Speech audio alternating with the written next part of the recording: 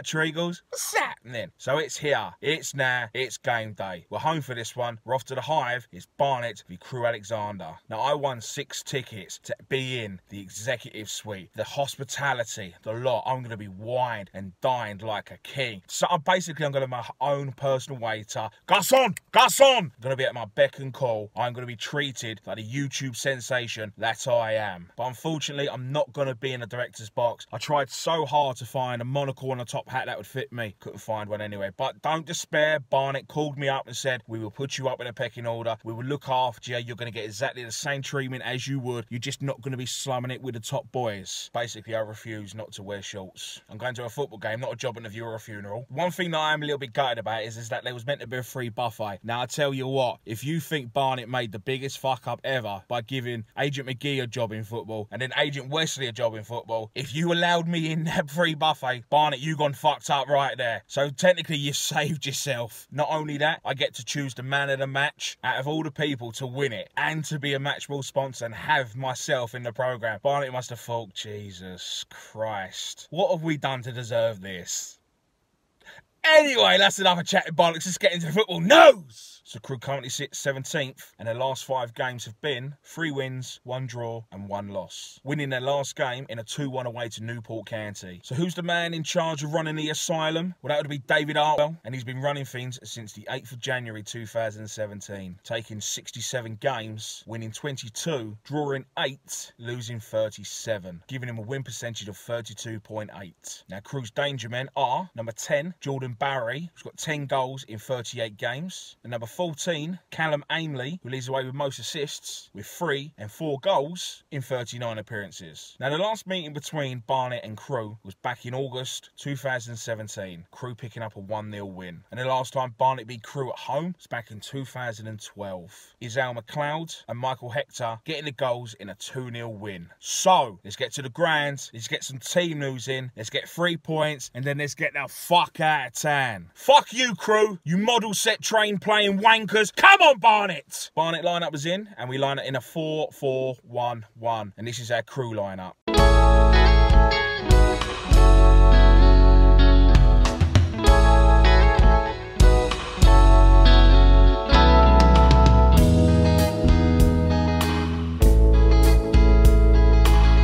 John Akindi and Curtis Weston have a good 1-2 play. Curtis Weston gets into the box. Crewe managed to get rid of that ball, but it goes back out to Akinoda as a shot from about 20 yards. Just went wide of the goal. Still 0-0. There's an early shot for a penalty for Barnet, but it wasn't given. 20 minutes in, still 0-0. It's gone a little bit flat from both teams. Akinoda looks really lively, getting down the byline, putting some balls in, but because this pitch is just holding the ball up, not much is going in at the moment. Almost half hour in, it's still 0-0. Some great individual battles going on here. Sweeney wins the ball just outside our box, plays the ball through to John Akindu, plays in Nichols. He has a great run as a shot. It's just gone wide of the post. Almost 5 to the half, it's still 0-0. We are putting a lot of pressure on Crewe. We're making them false out mistakes. Half time, it's Barnet 0, it's Crewe 0. Not much to talk about in the first half. We controlled the ball a lot better than Crewe in very difficult conditions, but we need to whip that ball in. If any kind of slid service on that attacking goal, we might be in. Just before half time, we had a corner that come in and it was a right scramble in the goal line. Just too many bodies. It was just never going to go anywhere. Massive 45 minutes now. We've got to get this win. Come on, Barnet. 4 minutes into the second half, Barnet's been given a penalty. Yeah! John Akini rolls it straight down the middle of the goal. I'm not going to lie, my heart was in my mouth. But we're 1-0 up, but there's a long way to go. Come on, Barnet. 60 minutes in, still 1-0 Barnet, but Crewe have piled on the pressure since going 1-0 down. We're weathering the storm at the moment. We knew that they was going to do that. Just come at us after the goal down. 66 minutes in, still 1-0 Barnet, but Craig Ross has pulled off a great save. Crewe piling on the pressure, just pretty much cut us open there. 69 minutes in, Barnet 1, Crewe 1. Free kick, played in, we just loads of bodies, we couldn't clear our lines, went to the back post and he just pretty much had a tap in. No one following up, 1-1, 20 minutes to go. Yes! Oh! Almost 10 to go, still 1-1. Akbar has a shot from about 20 yards and it was going too well, but it's hit the bar and gone over. Yeah, he's given it! He's given it! 5 to go, we've just been given another penalty. Yeah! 2-1 with about 3 minutes to go.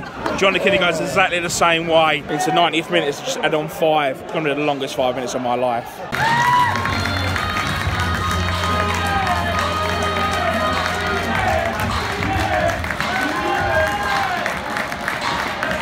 So the game finished Barnet 2, Crewe Alexandra 1. Well, that was just a battle for 90 minutes.